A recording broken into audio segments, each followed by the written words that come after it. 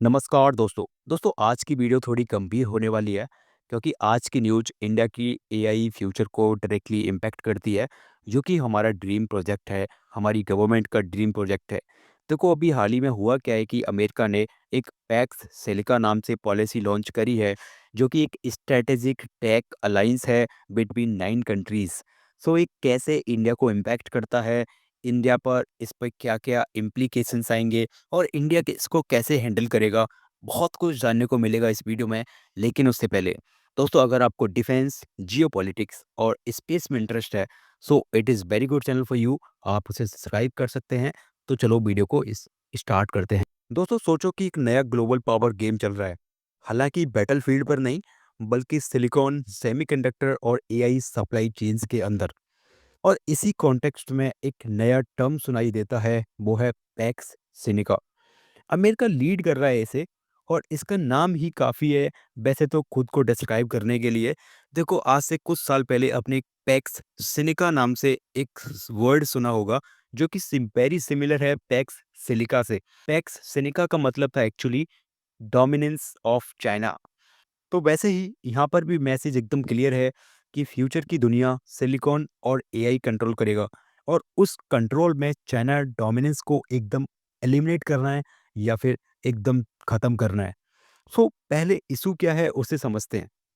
देखो पैक्स सिनिका एक कोई नॉर्मल ट्रेड ग्रुप नहीं, यह एक स्ट्रेटेजिक टेक अलायंस है और इसका ऑब्जेक्टिव एकदम सिंपल है, लेकिन ये हाई वैल्यू स्टेक रखता है। चाइनीज सेंट्रिक सप्लाई चेन को बाईपास करना, AI advance chips, critical minerals, energy inputs सबको एक ट्रस्टेड इकोसिस्टम में लाना और साथ ही रेयर अर्थ्स और सिलिकॉन को सिर्फ माइनिंग इशू तक नहीं बल्कि इकोनॉमिक सिक्योरिटी इस सिस्टम के तहत ट्रीट करना। तो इस ग्रुप में कौन कौन है?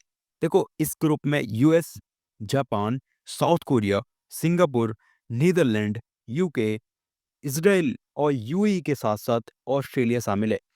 तो अब यहाँ पर एक नाम आपको मिस लग रहा होगा, वो है भारत। और जिसको लेकर के मैं आपसे बोल रहा था कि ये न्यूज़ इंडिया के फ्यूचर को, इंडिया का एआई फ्यूचर को लेकर के इम्पैक्ट करेगी, मैं इसीलिए बोल रहा था। देखो अगर पहले तो ये जान लेते हैं कि इंडिया इसमें होता तो हमको क्या-क्या फ़ायदा होते।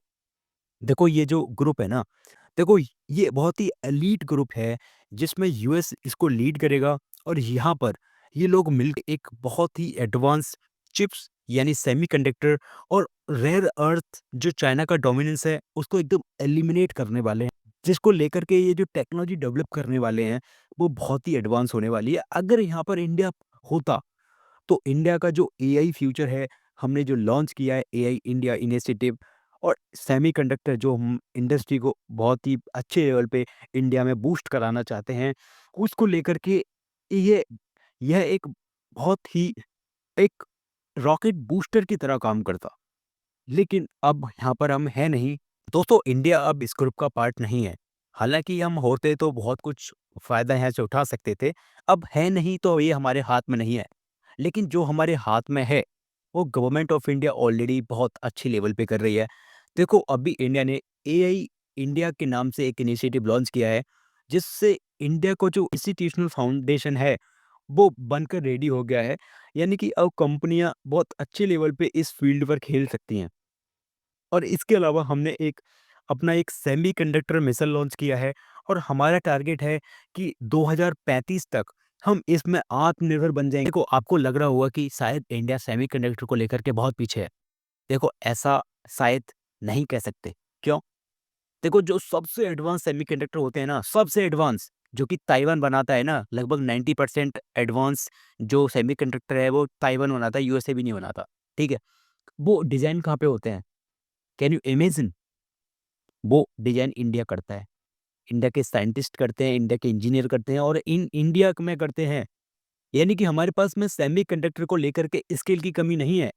हमारे पास फैब्रिकेशन की कमी है, यानी कि हम यहाँ पे बनाना चाहते हैं और बनाने के लिए हमारे पास टेक्नोलॉजी चाहिए, जिसके लिए इंडियन गवर्नमेंट ने सेमीकंडक्टर मिशन लॉन्च कर दिया है और उसको लेकर के तरक्की बहुत आगे भी बढ़ चुकी है। देखो अभी जब ये वीडियो रिकॉर्ड हो रही है, तब तक हमने कम से कम 3 सेमीकंडक्टर प्लांट ना सिर्फ बनाकर उसके प्रोडक्शन भी स्टार्ट कर दिया है और उसका जो वो है ना एक्सपोर्ट, वो भी चालू कर दिया है। हमने एक यूपी में बनाया है, नोएडा में, उड़ीसा में बनाया है और ऐसा हमने एक और 2 गुजरात में बनाया है। तो ऐसे करके हमने कई प्लांट यहाँ पे स्टार्ट भी कर दिए हैं, तो हम सेमीकंडक्टर को लेकर के हमारा देश पीछे नहीं है और आई थिंक पीछे भी नहीं रहेगा। ओके, अगर बात करें यूएसए की, तो यूएसए ऑलरेडी इंडिया के साथ में 2024 में सेमीकंडक्टर को लेकर के ऑलरेडी एक एक डील साइन कर चुका है, यानी कि दोनों देश मिलकर के बहुत अच्छे लेवल पे सेमीकंडक्टर बनाएँगे और आपस में टेक्नोलॉजी शेयरिंग करेंगे। और इसके अलावा हमने ऑलरेडी रेयर अर्थ मिनरल्स में भी एक डील साइन कर रखी है, यानी कि इंडिया इसका पार्ट नहीं है।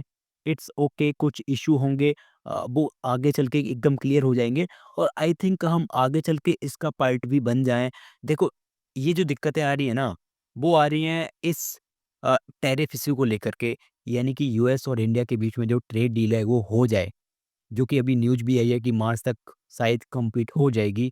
देखो, इंडिया इसको लेकर के बहुत ज़्यादा मतलब फ्रस्ट्रेशन में नहीं है, क्योंकि देखो इंडिया जानता है कि जितना लेट इंडिया करेगा इस ट्रेड डील को लेकर के, उतना जो इसकी टर्म्स होंगी, वो फ़ेवरेबल टू इंडिया होंगी, ना कि यूएसए।